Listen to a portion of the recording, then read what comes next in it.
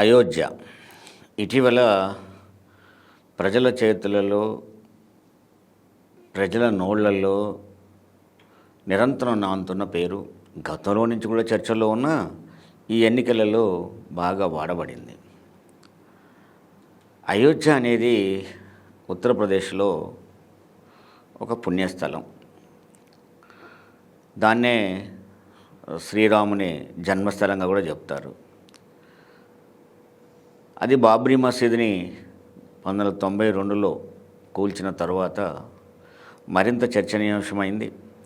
యాక్చువల్గా అయోధ్యలో చాలా దేవాలయాలు ఉంటాయి. ఆ దేవాలయాల్లో ఎవరికి వాళ్ళే మా రాముడు ఈ మా దేవాలయంలోనే పుట్టిండి అనేది వాళ్ళ నమ్మకం. కానీ మొదటి నుంచి కూడా బీజేపీ రామ మందిరాన్ని బాబ్రీ మసీద్తో పోటీ పెట్టేసి బాబ్రీ మసీదుని కూల్చి, సరే మొత్తం ఏటో కోర్టు తీర్పు ద్వారా రామాలయాన్ని కట్టింది అక్కడ. అంటే రామాలయాలని కట్టాలని చెప్పేసి కొంతకాలంగా రాజకీయాలు నడుపుకుంటూ లబ్ధి పొందింది బీజేపీ. చివరికి రామాలయాన్ని కూడా కట్టింది. వాస్తవంగా బాబ్రీ మసీదుని కూల్చినప్పుడు కూడా బీజేపీ దేశవ్యాప్తంగా సింపతి సంపాదించింది, కానీ అయోధ్యలో సింపతి కోల్పోయింది. అక్కడ ఎక్కడైతే అయోధ్యని సెంటర్ పాయింట్ చేసుకొని నడిపారో ఆ అయోధ్యలో ఓడిపోయింది అప్పుడు కూడా.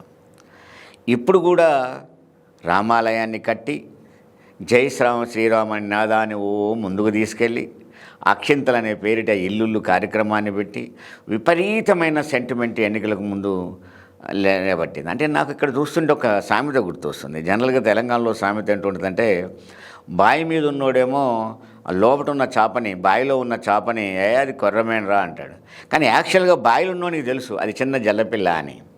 అట్లాగే అయోధ్యలో ఉన్న వాళ్ళని కాకుండా అయోధ్య పరిసర ప్రాంతాలు భారతదేశ వ్యాప్తంగా దాన్ని ప్రచారం చేసి రామాలయం అని, దాన్ని రాముని జన్మస్థలం అని, జై శ్రీరామ్ అని విపరీతమైన సింపతి పొందే ప్రయత్నం చేశారు. కానీ 2024లో కూడా మళ్ళీ అయోధ్యలో ఓడిపోయారు. అయోధ్య ఉన్న రాష్ట్రంలో ఓడిపోయారు. అయోధ్య ఉన్న పార్లమెంట్లో ఓడిపోయారు. అంటే దేశవ్యాప్తంగానేమో అయోధ్య అని ఇవాళ ఇప్పుడు మన తెలంగాణలో, అట్లాగే ఆంధ్రప్రదేశ్లో, ఈ తెలుగు రాష్ట్రాల్లో చూసినప్పుడు ఈ అయోధ్య జై శ్రీరామ్ పేరుతో విపరీతమైన లబ్ధి పొందే ప్రయత్నం బీజేపీ చేసింది, పొందింది కూడా.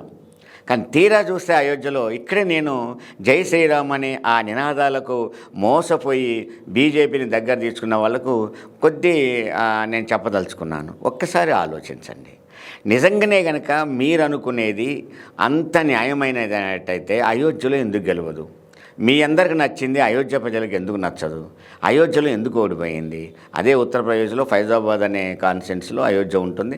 అయోధ్య ఉన్న ప్రాంతాన్ని అది ఓడిపోయింది. పోనీ అయోధ్య ఉన్న రాష్ట్రంలో ఉత్తరప్రదేశ్లో కంప్లీట్ బీజేపీ తనకున్న స్థానాల నుంచి కిందికి పడిపోయిన పరిస్థితి, 73 స్థానాలు గెలిచింది, ఇవాళ పడిపోయిన పరిస్థితి కనపడుతుంది. ఇవాళ ఎస్పీ ఎక్కువ స్థానాలు, 49 స్థానాల దాకా ఎస్పీ గెలిచింది.